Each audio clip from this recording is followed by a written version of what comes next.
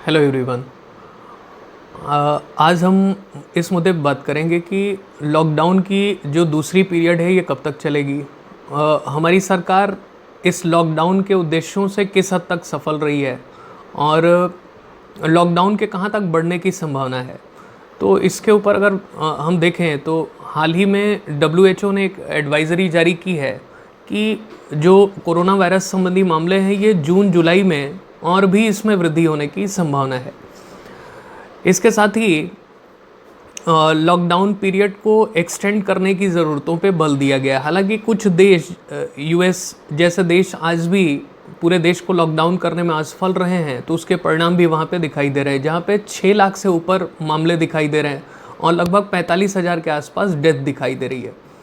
पूरी दुनिया में 1,72,000 लोगों की मृत्यु हो गई है और लगभग 22 लाख के आसपास लोग इन्फेक्टेड हैं। तो इस मामले की गंभीरता को समझा जा सकता है। सरकार के द्वारा जो लिया गया निर्णय है इसकी सफलता कहाँ तक हुई है, इस संदर्भ में नीति आयोग के माननीय सदस्य वीके पॉल जी ने एक एनालिसिस प्रस्तुत की है।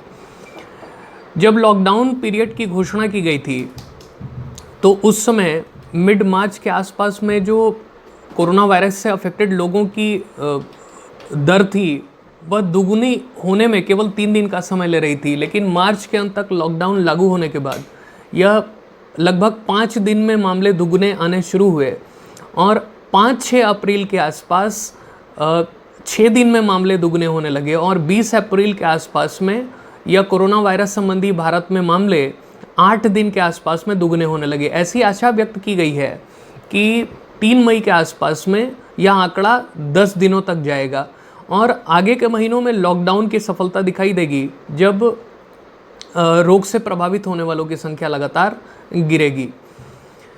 इसी संदर्भ में अभी एक रिपोर्ट भी जारी की है यूएसए की एक ग्लोबल एजेंसी है जो डेटा एनालिसिस करती है, उसका नाम है मॉर्निंग कंसल्ट एजेंसी। इस एजेंसी के द्वारा अभी जो प्राइम मिनिस्टर नरेंद्र मोदी जी की अप्रूवल रेटिंग है वर्ल्ड के टॉप 10 लीडर्स में, उसमें फर्स्ट रैंकिंग दी गई है।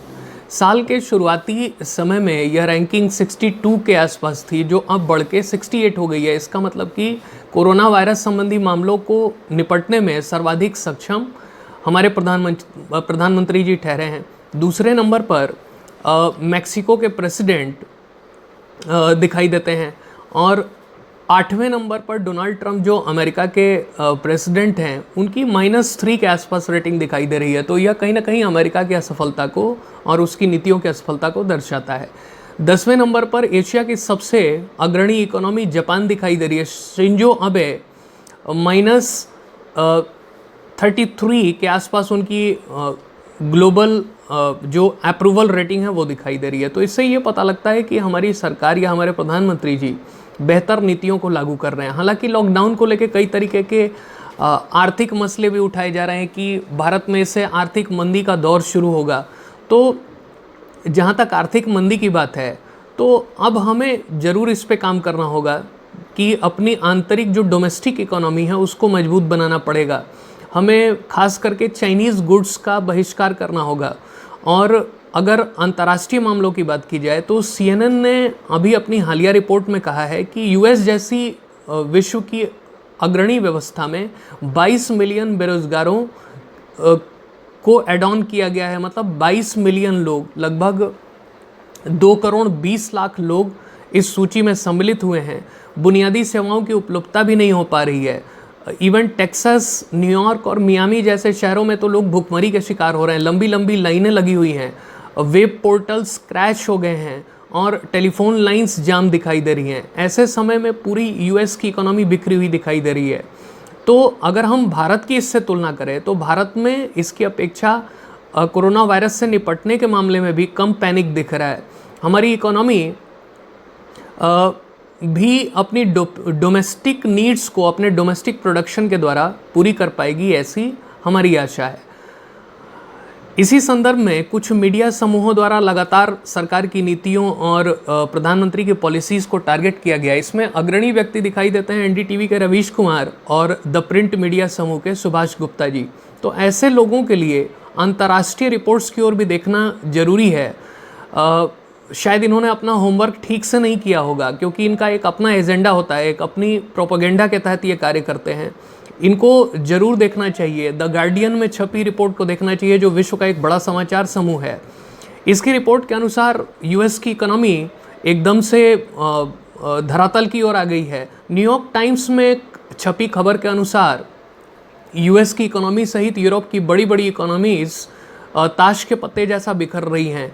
इवन ऑस्ट्रेलिया की सबसे बड़ी उड्डयन जो कंपनी है, एविएशन कंपनी वर्जिन ऑस्ट्रेलिया, उसने बैंकरप्सी के लिए फाइल किया हुआ है।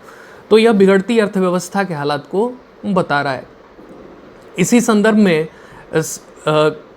जो यूएस की प्रिपेयर्डनेस है या जो अन्य राष्ट्रों की प्रिपेयर्डनेस है, वह जरूर कहीं ना कहीं पोल खोलती हुई दिखाई दे रही है। तो अब हमारे लिए एक समय आ गया है कि हम ऐसे मीडिया समूहों को जो एक खास वर्ग पे अपना प्रभाव रखते हैं, उनका बाइकॉट करें, उनको एक्सपोज करें। सबसे बड़ी बात है। और ख़ास करके रमेश कुमार जी पूछते रहते हैं कि ये कौन सी मीडिया है, कौन से लोग हैं, तो उनको ये पता लगना चाहिए कि भारत की आम जनता इतनी मूर्ख नहीं है कि वह अंतर्राष्ट्रीय मामलों को न समझे और उस पर जवाब न दे।